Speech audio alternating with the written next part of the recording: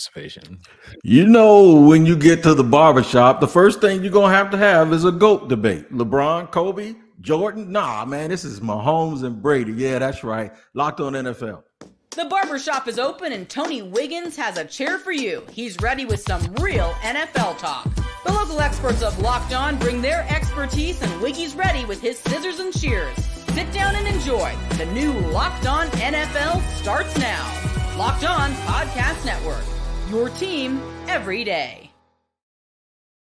Oh, man, you can stop me from cutting hair, but you cannot remove me from the barbershop. And that is what we have here today on Locked On NFL, the first Tony Wiggins barbershop show here on Locked On NFL. And we're glad to have you. Thank you for joining us, making us your first listen of the day. We appreciate you for doing that. Shout out to the everydayers and to those that are looking to find Locked On NFL. You can find it on YouTube. You can also find it wherever you get your audio podcast. And we ain't going to hold back, man. My man, Julian Council, is here today. What up, man? How you doing? Good, man. How are you? Love that intro. Wow. They got everything set up for you all nice. Yeah, you know, man, they had to take care of it because we're going to get the feel of the barbershop. Barbers are known, you know, they're always in everybody else's business, right? So guess what we're going to do? We're going to talk about a whole bunch of stuff today. Mahomes, Brady, the MJ versus LeBron James GOAT discussion. Oh, I can't get away from it no matter where I go, right? Breakout season for Bijan Robinson. Of course, we'll have that. In between there, we're going to talk about the Chargers winning 12 games. What's going on with that, right? Sean Payton, he has a chance to put himself back into that Hall of Fame chatter and that Hall of Fame talk category. So we'll make sure that we touch on all of that as well. Who leads the NFL in rushing this year? I think it'll be somebody who is one of those old school running backs, and I'll tell you about that. And then Jerry. I'm going to tell everybody and get Julian's opinion as to why I don't think Jerry Jones is a terrible general manager. So you know what? Let's just go on and get in everybody's business and check out what my man Tyler Rowland and, oh, my man, Clancy had to say on the Madman's version of Locked On NFL earlier today. Mahomes may never get 7 rings. He may get 4 or 5, whatever it happens to be. But the way that he did it in his peak, people are going to say, no, Patrick Mahomes was better than Tom Brady. That is going to be the new GOAT debate that everyone has on every TV show and every radio station for all eternity. And you know what? Me too, Alex. I'm still going with Tom Brady. Rings matter. So Patrick Mahomes, I think he's going to three-peat this year. And I think that'll put him in that GOAT debate that we have, like with LeBron and Jordan. Mahomes and Brady will be that big. Yeah, you know, Patrick Mahomes is kind of doing what Michael Jordan and LeBron have done. LeBron made a whole bunch of finals in a row. Patrick Mahomes has made, 6 AFC Championship games in a row, a handful of AFC Championship games in a row, and he's won his championship super early. Jordan never did that. He's won at least super early. In the first decade of his career, he's won 3. Julian, I've been doing this for 34 years, talking about GOATs and hearing people's opinions. I respect them. Go ahead. I'm going to let you shoot first in this conversation. Well, the difference between Mahomes and Brady and Jordan LeBron is we actually saw Mahomes and Brady's teams go up against each other. And in that game, Kansas City didn't score in the first half at all. The Patriots won that game at Arrowhead, went on to go to the Super Bowl and won. I just don't really understand where there's a debate when we've seen them play.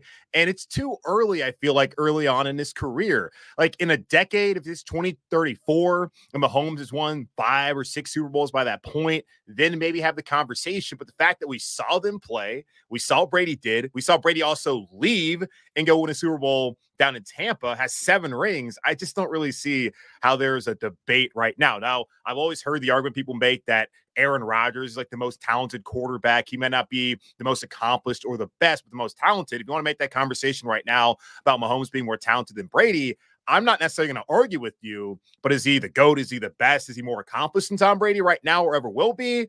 I don't think so. I could not disagree with Tyler Moore. And that's not a surprise. That's my dog. That's my brother. But we always fighting about something. Here's something that you said that is really, really significant. We got a chance to see them side by side. So no matter what you think, you don't have to have a whole bunch of subjectivity that takes guesses at stuff. Now, let me explain it that way. The LeBron and Jordan thing, you know what the problem is with that argument is generational. And then we were trying to compare errors when the rules weren't the same. I mean, I saw this thing happen. The rules in the National Football League have changed a little bit, though, from the beginning of Tom Brady's career to what Patrick Mahomes is doing right now. The difference is Tom Brady was able to participate in those changes. And what I mean is you can't touch anybody. And when you stop touching people, Tom Brady threw for 5,000 freaking yards and 50 touchdowns. Oh, they changed the rules because he got hurt. The NFL understands that this product is about the quarterback, and when he got hurt that season, they were not going to allow that to happen again, where their moneymaker was going to be out for the season. That's right. So, like I said, you're absolutely right. We saw Tom in the old rules, and we saw Tom in the new rules. The thing with LeBron and Jordan is, like Alex Clancy just said, Alex Clancy threw something in there because we had this argument before, and he's tried to get slick on me. He said, Jordan never did that when he first – Brady did it. Man, please. Michael Jordan, he had to go through Larry Bird, and this is what being there means. You had to actually be there. You couldn't to fully understand all of this is going back and looking at how the league was, how the league existed, what ended up happening when rules got changed, and all of that stuff. I think it's too early to have the debate because Tom Brady did so much. However, I will subscribe to the thinking that, look, that dude is super, super talented, and he has a chance to do a whole bunch of stuff that a whole bunch of us have never talked about. It's all about quarterback play, and it'll be that way also in Los Angeles with the Chargers. I want to hear what the guys from Locked On Chargers have to say about their season and the chance that an old quarterback in Jim Harbaugh can make that big of a difference. I don't feel like it's crazy to say at all that this team and their ceiling could be 12 wins in 2024 with Justin Herbert at quarterback and Jim Harbaugh now leading this team. I completely agree. I think before the season started, there were some glaring and obvious deficiencies that the Chargers had to address. And they were in a pretty deep hole, but they did everything that they had to do to get out of that hole. And systematically, signing after signing, trade after trade, Joe Ortiz was able to amass depth and answer a lot of the big questions, like on the defensive line, backup quarterback, getting more depth in the secondary as well. I think Joe Ortiz truly has done a masterful job arming Jim Harbaugh with all of the necessary ingredients to go out there and let his culture take over. And not just Jim Harbaugh, getting Jesse Minter the type of players that he needs, giving him a definitive strength in the edge room, getting Greg Roman the type of players that can run a Greg Roman offense, which is a very specific type of skill set and a very specific demeanor in which they play. Look, I'm going to go first on here. I'm a big Jim Harbaugh fan. I always wanted the team that any team that came up, I said, if you get Jim Harbaugh as your coach, you're going to win, right? I just don't know if you're going to be able to get it done that quickly. They got done in by a lot of injuries to a lot of players that are making a lot of money. Justin Herbert's a great quarterback. They had coaching deficiencies in the past, did the Chargers, and I think he's great. I just also think you look up and he's in the division with the dude we mentioned in the first part of the segment is Patrick Mahomes, and nobody's going to roll over and make this easy. Can his impact cause this team to all of a sudden be tougher? Sure. Can it also make them make better decisions down the stretch late in games when they seem to always find a way to lose? Absolutely. But to think that they can go and just sit on that hill of 12-win teams, I think 12 wins might get you at least the number 2 seed. I think that's a huge jump, even for a guy that I have respect for the way I have respect for Jim Harbaugh. So they are saying that the Chargers are going to win that many games. Are they saying the Chargers are going to win the AFC West? It sounds like it. I have a hard time seeing them winning the division. Now, of all the teams within that division, Denver with Sean Payton, second year, rookie quarterback, and Bo Nix, and then you look down at Las Vegas with Gardner Minshew. I have a hard time believing that their quarterback play can even come close to matching what Kansas City can put out there, even on an off day for Patrick Mahomes, which we don't really get a ton of those. I love Jim Harbaugh as well. I never understood the criticism he got early on in his career at Michigan. Couldn't beat Ohio State. Wasn't like he had a bad team. Then all of a sudden, they started beating Ohio State. They won a national championship last year, and he built a physical team and brought a lot of that coaching staff from Michigan over to the Chargers, where now they have that continuity. And you talk about, can he do it fast enough, that fast? Well, when he was in San Francisco, they had 6 wins a year prior, and they won 13, and were right there on the cusp of a Super Bowl and an amazing AFC or NFC title game. So it necessarily wouldn't surprise me they got them that far. It would surprise me, though, if they won the division and won 12 games. I just don't see a team in LA and the Chargers winning 12 games and not being division champs. So I like Herbert. I do question offensively, do they have enough pieces around him And then the injury luck and the whole, it's the Chargers. I know it's low-hanging fruit, but again, it's the Chargers. I don't care whether they're playing in San Diego or LA. It's really hard for me to buy into them being that kind of team that would be pretty much in the Super Bowl contention if they were able to win that many games in year one of Jim Harbaugh. I do think he'll make a consistent winner out of them. I also wonder about the shelf life, because typically those relationships don't last very long. Like 4 years down the road, is everybody now building tired of him, or are things headed to where at least Locked On Chargers guys believe they're going to be headed to early on this season? A lot of quarterback talk here in segment one. Segment two, we're going to get to a lot of running back talk. Aaron Freeman is going to tell you why he believes Bijan Robinson is going to have a breakout season. We'll get to all of that in just a second here on Locked On NFL. Today's show is brought to you and sponsored by Game Time. Never let anybody tell you that your lack of preparation is not their emergency, because Game Time will. They'll take care of you. If you sit there and procrastinate when you're trying to buy tickets, maybe you had to because you didn't get paid on time. It does not matter. Game Time has it all for you. Check this out. Curation makes it easier to save more on sports, concerts, comedy, theater, etc.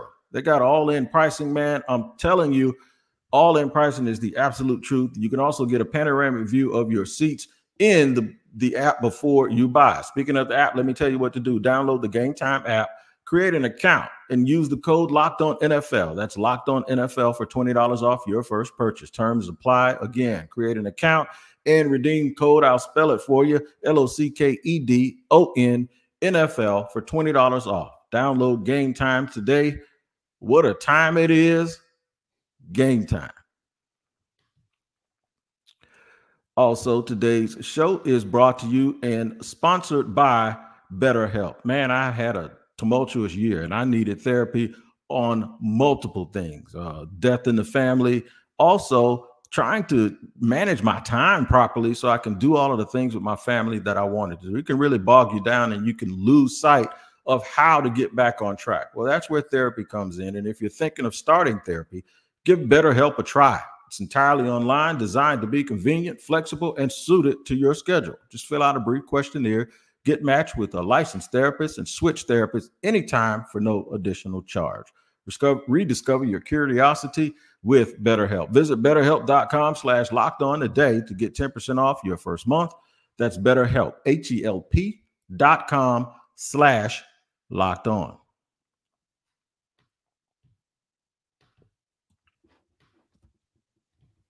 Segment number 2 here on Locked On NFL, where it's your team every day. We thank you for making us your first listen. Sitting there talking to Julian Council, local expert with the Carolina Panthers. Man, we always in everybody's business here at the barbershop, and we ain't going to stop right now. Listen to what my man Aaron Freeman has to say on the range for where I'm projecting Bijan right now. It's somewhere between like 220 carries and 250 carries or something like that. But I think it could be on the upper end of that spectrum.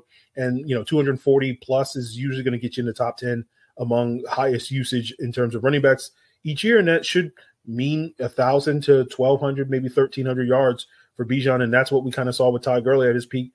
Seasons approaching 280 carries, 1,300 yards rushing, in addition to all the value he brought as a pass catcher in some of those years. And I expect Bijan to bring similar value as a pass catcher for the Falcons this year, particularly because I expect, Kirk Cousins to check the ball down a bunch, because he's not going to be making that many plays on these second reaction, extending plays due to his limited mobility coming off the Achilles and whatnot. And so a lot of those times it's just going to be simply checking the ball down.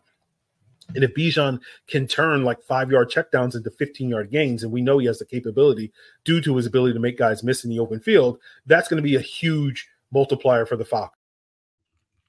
I agree with him, Julian Council. I think Bijan's going to have a big year. I think the name that he mentioned that's going to cause him to have a big year is Kirk Cousins. What you want to say about Kirk Cousins, you have to respect the fact that Kirk, when he drops back and he plants that foot in the ground, that ball comes out, and that ball will come out on all different levels. And when you have a guy like that, there's no pretenses. You ain't got to worry about him running. When he throws it, and he throws it all over the place. And so the linebackers from the other team will have to really, really, really respect that. And that creates holes and zones for a guy like Bijan Robinson, who I think has the best balance of anybody I've seen since Alvin Kamara, who's still playing, by the way, in the same division. Bijan's going to have a big year. He's going to get a bunch of touches, and he may be the top dual threat running back in the National Football League. Wow, the most balance you've seen out of anyone since Alvin Kamara. Did Christian McCaffrey just fall off the face of the planet? That balance, I mean, I said bounce, but I mean the balance, the No, contact I know. balance. I mean, I don't know. Like McCaffrey still to me is the best back in this league.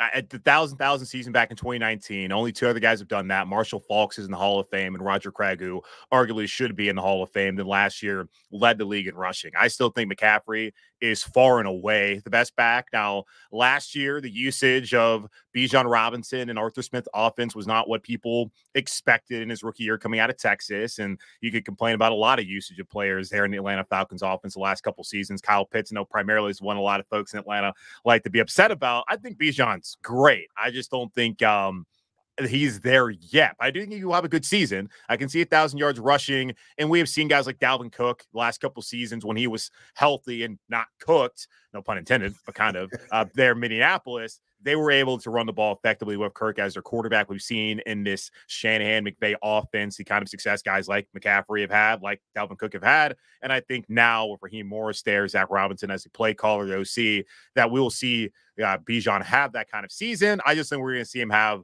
the season among running backs in the NFL this year. I like some guys like Aaron Jones in Minnesota now. I like him. I love Josh Jacobs going to Green Bay, but still McCaffrey to me he's still the guy.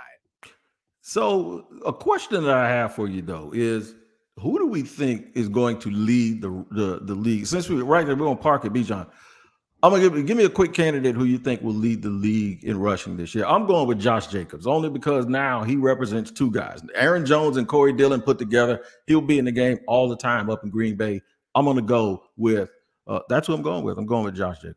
I'm curious to see if Green Bay wants to throw the ball more this year. Now they have a ton of confidence in Jordan Love and how he played in that second half of the season. I do love Josh Jacobs. I'm probably still going to stick with McCaffrey. One I'll throw out there that's kind of under the radar. We talked about the Chargers not too long ago. Kyron Williams playing in that offense. I think he could potentially have a breakout year and possibly be there. And another low-key one, and this may be seen as a homer pick, but I sitting here covering the Panthers. I don't think he's one of the best backs in the league, but just knowing how this team wants to rely on the run, Chuba Hubbard is going to be a top guy in Carolina this season, and he absolutely thinks should have 1,000-yard rushing season. And it's possible that he's able to have one of the higher rushing marks in the league and potentially be one of those, if you want to go out there, make that bet on FanDuel, some under the radar pick there. But I would go with CMC as the guy.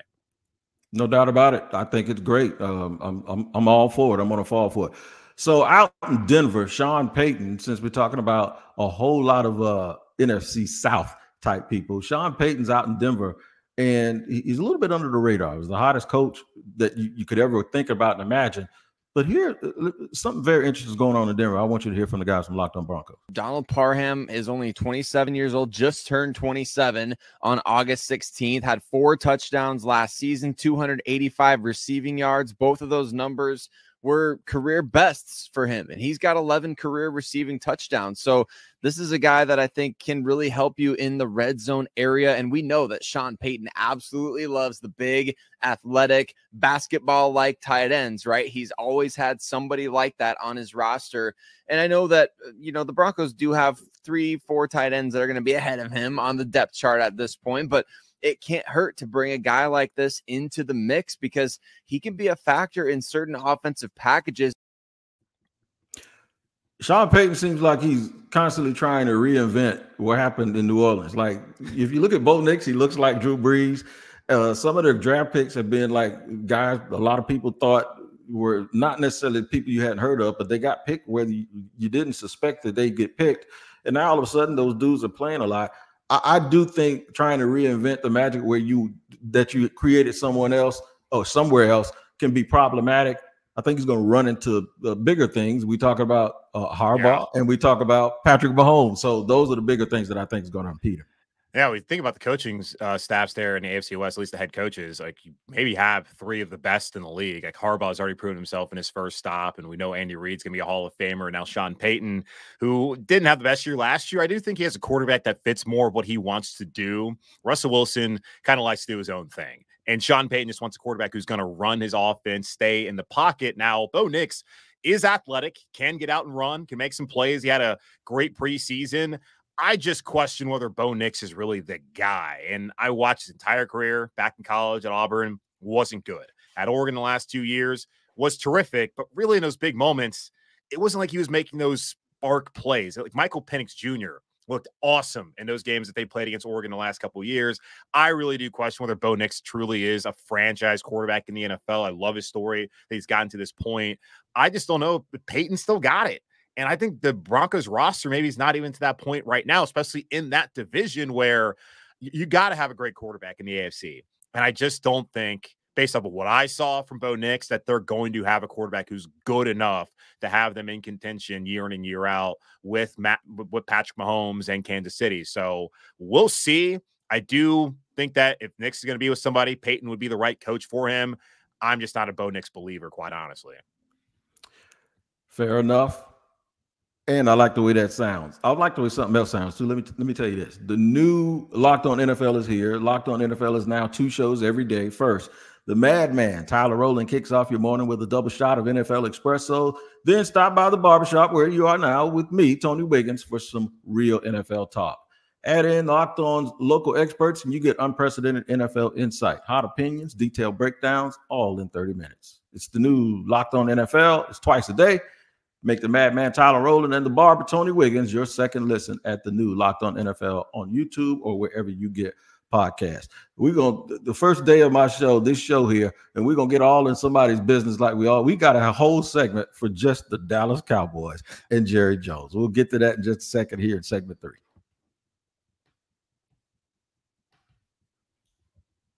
All right, it's all about Prize Picks, man. That's right. The familiar name that you know we talk about it all the time here because it's America's #1 daily fantasy sports app with over 5 million active members. Prize Picks is the easiest and most exciting way to play daily fantasy sports. Unlike other apps, on Prize Picks, it's just you against the numbers. All you do is pick more or less on 2 to 6 stat projections and watch the winnings roll in. Here's what you do. Download the Prize Picks app today and use the code LOCKEDONNFL and get $50 instantly when you play $5. That's code LOCKEDONNFL on Prize Picks to get $50 instantly when you play $5. You don't even need to win to receive the $50 bonus. It's guaranteed.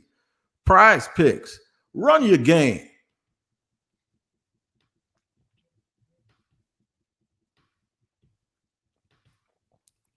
All right, third and final segment here, the barbershop with Tony Wiggins and Julian Council, my regular guest here on the show. We are talking about all things NFL, and if we do that, there is no way on earth you're going to avoid talking about the Dallas Cowboys. I have a wild take that Jerry Jones is a very, very good GM, and a lot of people will be like, what are you talking about? I'll explain, but I first got to let you hear from Locked On Cowboys. The money part of it, it seemed like it was so obvious. So why was there a pause from the Cowboys or hesitancy from the Cowboys to do this deal when I think everybody knew what the numbers were going to be?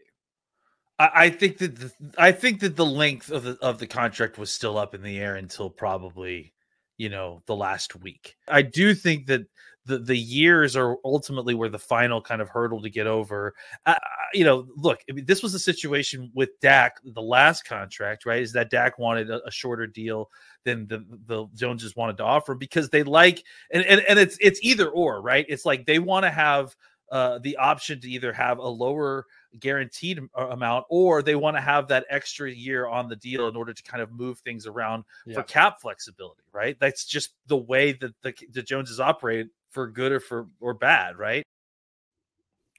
Julian Council, tell me, did they do this right with CeeDee Lamb?